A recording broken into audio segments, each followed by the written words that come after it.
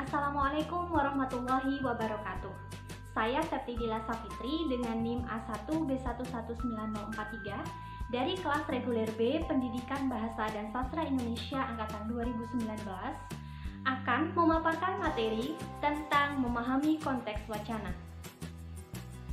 Pada kesempatan kali ini kita akan membahas beberapa pokok bahasan, diantaranya yaitu Nah, ini dia nih yang akan kita bahas. Pengertian konteks, klasifikasi konteks, unsur-unsur konteks, peranan konteks dalam wacana, dan rincian dalam konteks. Jadi, ada 5 pokok bahasan yang akan kita pelajari dalam memahami konteks wacana. Pembahasan yang pertama adalah pengertian konteks. Menurut KBBI, konteks adalah bagian suatu uraian atau kalimat yang dapat mendukung atau menambah kejelasan makna, situasi yang ada hubungannya dengan suatu kejadian. Lalu menurut Claydon, dalam Sudariat pada tahun 2009 halaman 141, konteks adalah ruang dan waktu yang spesifik yang dihadapi seseorang atau kelompok orang. Menurut Krida Laksana pada tahun 2011 halaman 134, konteks adalah aspek-aspek lingkungan fisik atau sosial yang kait-mengait dengan ujaran tertentu. Pengetahuan yang sama-sama dimiliki pembicara dan pendengar, sehingga pendengar paham apa yang dimaksud pembicara. Jadi, konteks adalah bagian suatu uraian atau kalimat yang dapat mendukung atau menambah kejelasan makna situasi yang ada hubungannya dengan suatu kejadian. Untuk pembahasan kedua, kita akan membahas tentang klasifikasi konteks. Menurut Syafi'i, konteks dapat dibedakan ke dalam 4 klasifikasi, yaitu konteks fisik, meliputi tempat, objek pembicaraan, dan tindakan partisipan. Konteks epistemik, yaitu latar belakang pengetahuan yang diketahui partisipan. Lalu, konteks linguistik, yakni kalimat-kalimat dalam wacana. Selanjutnya, konteks sosial, berkaitan dengan relasi sosial kultural yang melengkapi hubungan partisipan. Pembahasan selanjutnya adalah unsur-unsur konteks. Untuk yang pertama, kita akan melihat apa saja sih ciri-ciri konteks menurut James Brown pada tahun 1993 halaman 89. Penutur dan pendengar. Penutur dan pendengar yang terlibat dalam peristiwa tutur disebut partisipan. Berkaitan dengan partisipan, yang perlu diperhatikan adalah latar belakang.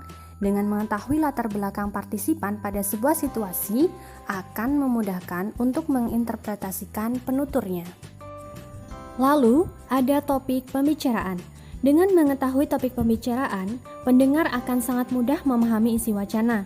Sebab topik yang berbeda akan menghasilkan bentuk wacana yang berbeda pula. Selain itu, partisipan tutur akan menangkap dan memahami makna wacana berdasarkan topik yang dibicarakan. Lalu, ada latar peristiwa.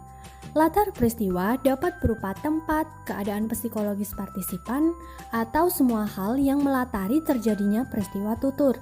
Tempat lebih banyak berpengaruh pada peristiwa tutur lisan tatap muka, sedangkan keadaan psikologis partisipan berpengaruh pada peristiwa tutur lisan dan peristiwa tutur tulis.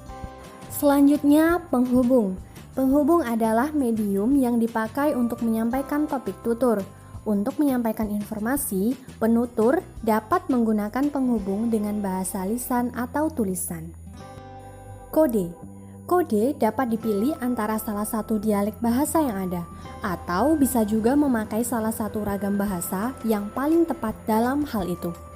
Selanjutnya, bentuk pesan. Pesan yang hendak disampaikan haruslah tepat, karena bentuk pesan bersifat fundamental dan penting. Isi dan bentuk pesan harus sesuai pula karena apabila keduanya tidak sesuai, maka pesan atau informasi yang disampaikan akan sulit dicerna pendengar. Dan yang terakhir adalah peristiwa tutur. Peristiwa tutur yang dimaksud ialah peristiwa tutur tertentu yang mewadahi kegiatan bertutur. James pada tahun 1975 halaman 52 menyatakan bahwa peristiwa tutur sangat erat hubungannya dengan latar peristiwa. dalam pengertian suatu peristiwa tutur tertentu akan terjadi dalam konteks situasi tertentu. Peristiwa tutur dapat menentukan bentuk dan isi wacana yang akan dihasilkan. Selanjutnya, kita akan melihat apa saja sih unsur-unsur konteks menurut Delheims pada tahun 1972 halaman 65. Menurutnya, konteks mencakup 9 unsur yang terangkum dalam akronim SPEAKING. Konteks ini dikaitkan dengan peristiwa tutur atau tindakan komunikasi. Yang pertama adalah setting dan scene, yaitu latar dan suasana. Latar bersifat fisik yang meliputi latar tempat dan latar waktu, sedangkan suasana lebih mengacu pada keadaan psikologis yang menyertai peristiwa tutur.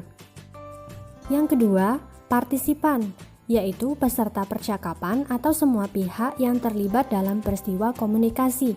Partisipan ini tidak hanya mencakup penutur dan mitra tutur, tetapi juga semua faktor yang berkaitan dengan partisipan, misalnya jenis kelamin, usia, pendidikan, atau latar sosial. Selanjutnya adalah end. End atau hasil mengacu pada tanggapan yang diharapkan oleh penutur. Lalu ada end sequence, mengacu pada pesan atau amanat yang ingin dicapai dalam tindak komunikasi. Selanjutnya ada key, mengacu pada konsep cara, nada, atau sikap dalam melakukan percakapan, misalnya serius, santai, atau marah. Lalu ada instrumentalities atau sarana, mengacu pada sarana yang digunakan untuk melakukan tindak komunikasi, misalnya sarana lisan atau sarana tulis. Lalu ada norm. Norm atau norma mengacu pada norma atau aturan yang melingkupi tindak percakapan. Norma ini menuntun peserta percakapan untuk memahami apa yang boleh dan yang tidak boleh dilakukan ketika sedang melakukan percakapan. Lalu yang terakhir adalah genre, mengacu pada jenis wacana yang akan digunakan untuk menyampaikan informasi kepada pihak lain. Nah, itulah tadi pembahasan mengenai unsur-unsur konteks. Pembahasan selanjutnya adalah peranan konteks dalam wacana. Dalam kajian wacana, konteks berperan sebagai himpunan informasi-informasi yang menjelaskan secara lebih rinci wacana yang sedang dianalisis. Bahkan juga dijelaskan bahwa salah satu ciri wacana yang baik dan benar adalah wacana yang sesuai dengan konteksnya.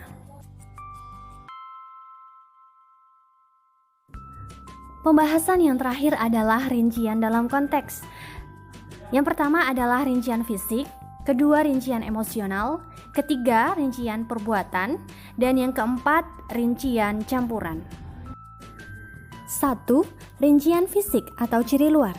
Rincian ini dapat melibatkan ciri-ciri yang dimiliki oleh manusia, benda, binatang secara fisik, atau ciri luar bagian tubuh yang menonjol secara fisik.